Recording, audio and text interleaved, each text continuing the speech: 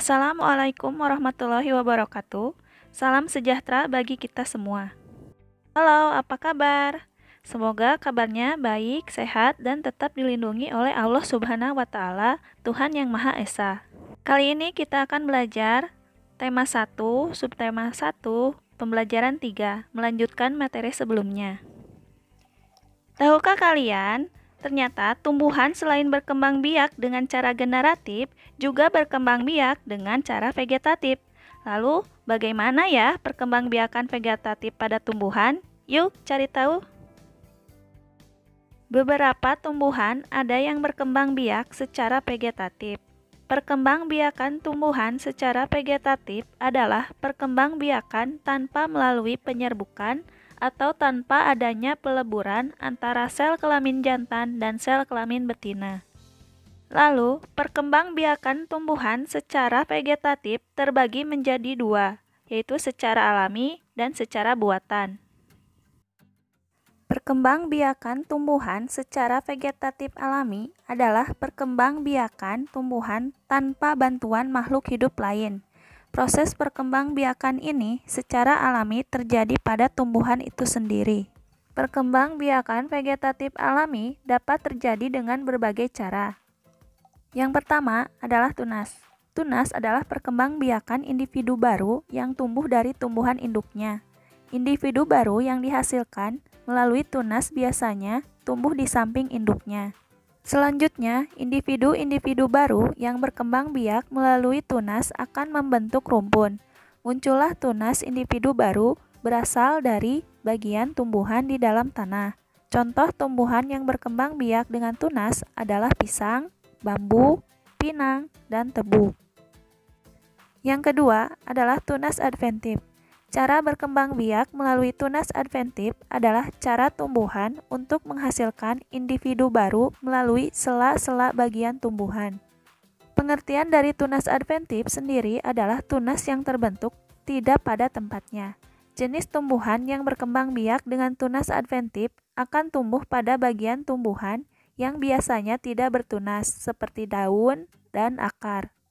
Contoh tumbuhan yang berkembang biak dengan tunas adventif dari akarnya, contohnya adalah pohon kersen atau talok, sukun, dan kesemek. Sedangkan contoh adventif daun seperti Wijaya kusuma dan cocor bebek. Selanjutnya yang ketiga, spora. Spora merupakan alat perkembangbiakan yang terletak pada sebuah kotak penampung spora yang disebut sporangium. Kumpulan kotak spora akan membentuk sorus, yang biasanya terletak di bagian tepi bawah daun. Bentuk sorus berupa bintik-bintik kecoklatan. Individu baru dengan perkembangbiakan menggunakan spora dapat terbentuk saat spora pecah dan jatuh di tempat yang cocok. Contoh tumbuhan yang berkembang biak dengan spora adalah tumbuhan paku dan jamur. Yang keempat, umbi lapis. Umbi lapis atau kulkus merupakan bagian tumbuhan berupa batang yang berada di dalam tanah. Bentuk umbi lapis merupakan modifikasi daun, yaitu lapisan daun berdaging seperti tempat menyimpan cadangan makanan. Bagian daun terluar mengering dan membentuk sisik yang melindungi daun tebal dan berdaging di sebelah dalam umbi. Dari sela-sela daun tersebut akan tumbuh mata tunas yang biasa disebut siung. Bila tunas tumbuh, akan terbentuk individu baru. Contoh tumbuhan yang berkembang biak dengan umbi lapis adalah bawang merah, bawang putih, bawang bombay, dan bangkuang. Yang kelima yaitu akar tinggal atau rizoma. Rizoma lebih dikenal sebagai rimpang atau akar tinggal. Bagian tumbuhan rizoma merupakan modifikasi batang tumbuhan yang tumbuhnya menjalar di bawah permukaan tanah dan dapat menghasilkan tunas. Dari sinilah akan terbentuk akar baru dari ruas-ruas. Contoh tumbuhan yang berkembang biak dengan rizoma atau akar tinggal adalah jahe, lengkuas, temulawak, kunyit, dan kencur. Yang keenam, umbi batang. Umbi batang atau tuber adalah batang yang tumbuh di dalam tanah. Batang tersebut berfungsi sebagai penyimpan cadangan makanan. Umbi batang mempunyai mata tunas yang akan tumbuh membentuk individu baru. Cara menghasilkan individu baru dari tumbuhan yang berkembang biak dengan umbi batang hanya cukup mengubur atau menanam jenis tanaman tersebut pada tanah. Contoh tumbuhan yang berkembang biak dengan umbi batang adalah umbi jalar dan kentang. Yang selanjutnya adalah umbi akar. Akar pada tanaman yang berkembang biak dengan umbi akar beralih fungsi menyimpan cadangan makanan. Perkembangbiakan jenis tanaman ini melalui tunas yang tumbuh dari bekas batangnya, sehingga untuk mendapatkan individu baru dari tanaman ini hanya perlu menanam bagian tubuh tumbuhan berupa batang. Contoh tumbuhan yang berkembang biak dengan umbi akar adalah wortel, lobak, dan singkong. Yang terakhir yaitu geragih atau stolon, merupakan batang yang tumbuh merambat di atas tanah. Bagian inilah yang berperan dalam membentuk individu baru pada beberapa jenis tanaman. Bagian geragih yang menyentuh tanah akan membentuk tunas dan akar pada setiap ruas yang dimilikinya. Tumbuhan baru tersebut tetap berhubungan dengan induknya, tetapi tidak tergantung tumbuhan induknya. Selanjutnya, tumbuhan baru yang terbentuk dapat menyerap zat hara dan melakukan fotosintesis sendiri tanpa tergantung dengan induknya. Sehingga, jika individu baru tersebut dipisahkan dari induknya, dapat tumbuh menjadi individu baru. Contoh tumbuhan yang berkembang biak dengan geragih atau stolon adalah stroberi, arbei, rumput teki, dan pegagan. Selanjutnya, jenis perkembangbiakan vegetatif yang kedua adalah perkembangbiakan vegetatif buatan. Proses yang terjadi dalam menghasilkan individu baru pada perkembangbiakan vegetatif buatan terjadi dengan bantuan makhluk hidup lain. Kebanyakan proses yang terjadi bantuan dilakukan oleh manusia.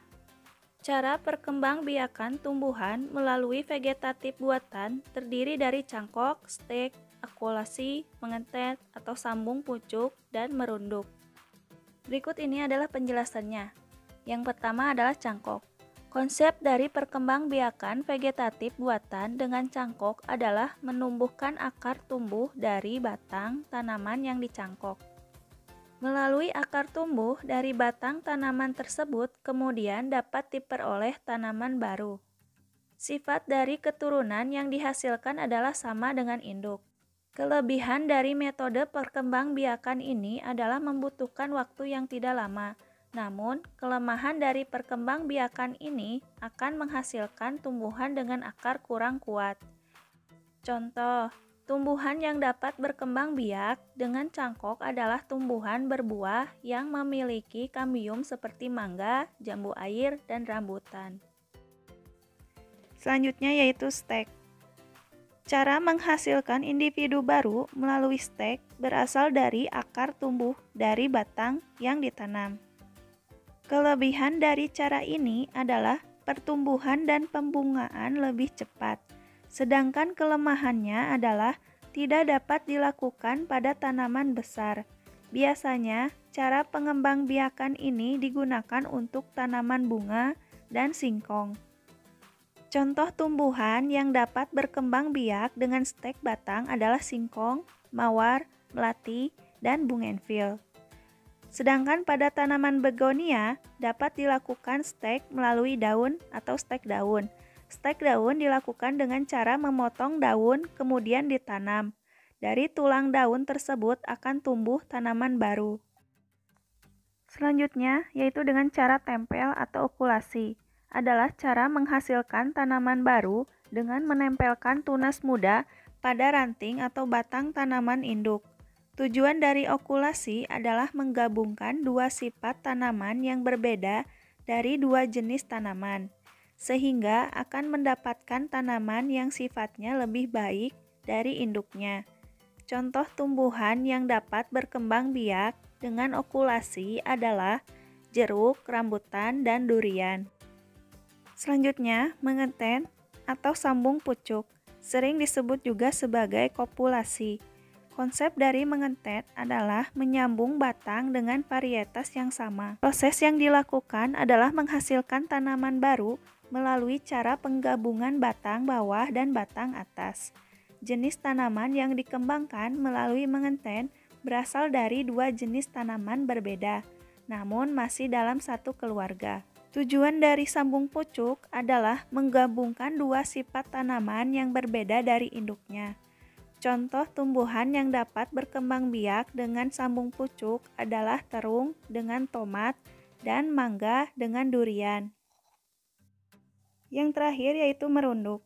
Perkembangbiakan vegetatif buatan dengan merunduk dilakukan dengan menumbuhkan akar dari batang yang ditanam atau dirundukkan ke dalam tanah. Tumbuhan yang dikembangkan dengan cara merunduk harus memiliki cabang atau ranting yang panjang. Cara merunduk dilakukan dengan membengkokkan cabang atau ranting ke dalam tanah dan ditimbun dengan tanah. Bagian cabang atau ranting yang tertimbun tanah tersebut akan tumbuh akar. Setelah akar cukup kuat, maka batang yang menghubungkan dengan tanaman induk dapat dipotong. Sifat anakan yang terbentuk dari cara ini adalah sama dengan induknya, namun membutuhkan waktu yang lebih cepat. Kelemahan dari cara ini adalah tidak bisa dilakukan untuk tanaman besar. Contoh tumbuhan yang dapat berkembang biak dengan merunduk adalah melati, kangkung, apel, dan alamanda. Masih melanjutkan materi yang kemarin, setiap teks laporan memiliki ide pokok. Ide pokok dalam teks laporan bisa lebih dari satu, akan tetapi ide-ide pokok tersebut disajikan dalam beberapa paragraf. Berikut ini adalah langkah-langkah dalam menentukan ide pokok. Yang pertama, bacalah isi paragraf dengan saksama. Yang kedua, temukan kalimat utama dan kalimat penjelas. Dan yang ketiga, tentukan informasi yang terdapat dalam kalimat utama. Setelah menemukan ide pokok pada setiap paragraf, kamu dapat menulis ulang ide pokok tersebut dalam bentuk diagram. Hal tersebut akan memudahkanmu dalam memetakan informasi yang terdapat dalam teks laporan secara keseluruhan. Ini adalah contoh penyajian ide pokok dalam bentuk diagram. Nah, pembelajaran kali ini dapat dimengerti, bukan? Kita cukupkan materi pembelajaran kali ini. Semoga bermanfaat dan menjadi amalan ilmu yang berkah. Ingat, tetap semangat dan selalu jaga kesehatan kalian ya. Dan sampai jumpa.